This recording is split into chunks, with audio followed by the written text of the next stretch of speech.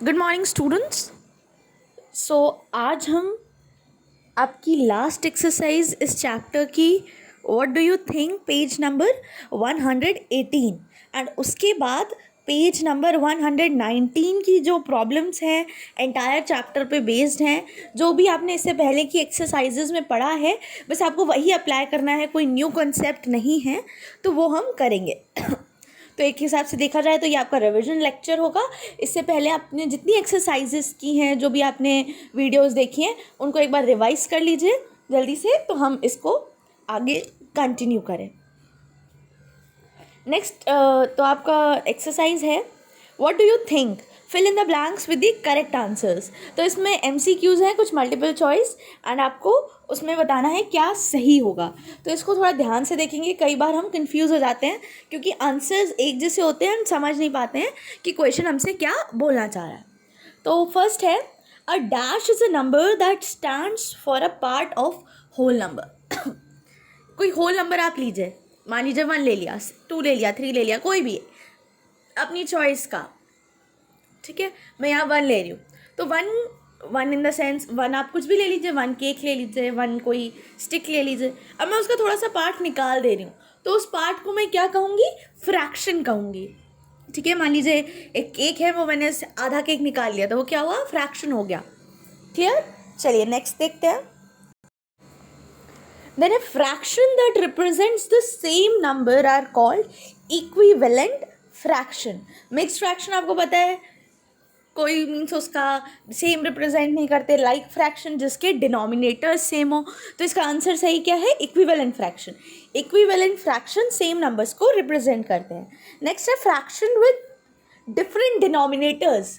जहाँ denominators different हो जाते हैं तब हम कौन सा वर्ड यूज़ करते हैं, अनलाइक फ्रैक्शंस। एंड इसके साथ ये भी याद रखिए, जहाँ डिनोमिनेटर्स सेम वहाँ लाइक फ्रैक्शंस। क्लियर है।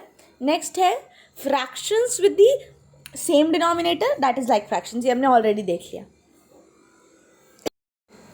नेक्स्ट चिल्ड्रन, ये हमारी रिविजन एक्सरसाइज है, सम इट अप। इसमें सब कुछ आपने जो पहले कर रखा है, हमने वर्ड प्रॉब्लम्स देख लिए हैं, हम एडिशन सब्ट्रैक्शन देख चुके हैं फ्रैक्शंस का, वही आपको अप्लाई करना है।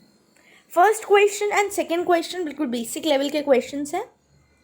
आपके डिनोमिनेटर सेम है तो आप ऐड कर दो न्यूमरेटर्स को, 4 3 7 7 बाई 17, एंड सेकेंड का है 14 बाई 19। दैट इज सिंपल, आप देख के बता दोगे। नेक्स्ट में question number 3rd 4th 5th 6th, ये आपको अपनी फेयर नोटबुक में करने हैं।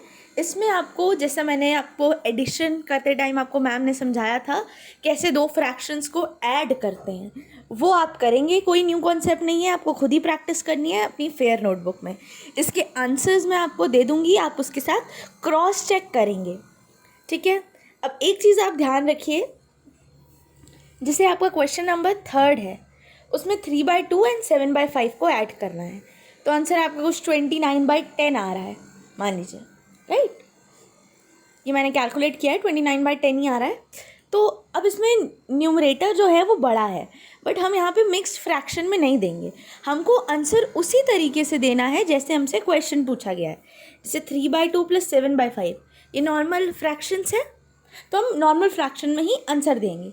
यही अगर question number 4th, question number 5th mixed fractions में दिए गए हैं, तो जब आप आंसर लिखोगे तभी ध्यान रखना आंसर आप कैसे लिखोगे, मिक्स्ड फ्रैक्शन में लिखोगे।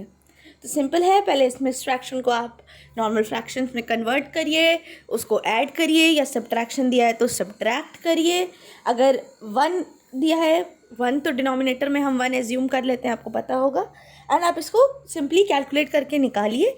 बस आपको एक चीज़ का ध्यान रखना है, जो भी आपको आंसर देना है वो उसी फॉर्म में देना है जिसमें क्वेश्चन पूछा गया हो।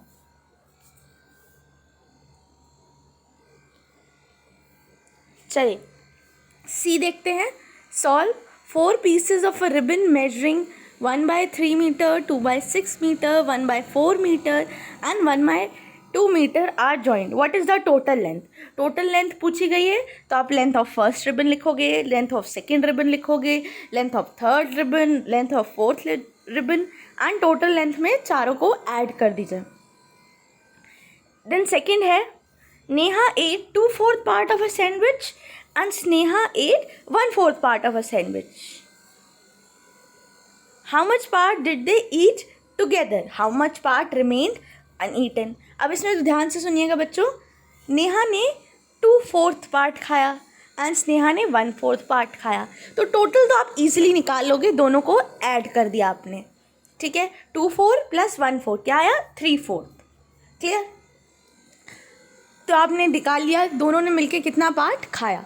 अब पूछ रहा है कितना पार्ट अनईटन बचा, तो अनईटन पार्ट निकालने के लिए हम कंप्लीट को 1 मानते हैं, ठीक है।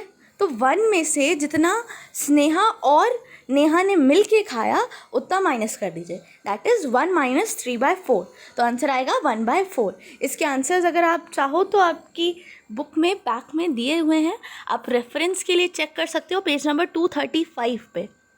क्लियर है चिल्ड्रन? सो विद दिस हमारा ये चैप्टर कंप्लीट होता है। Thank you.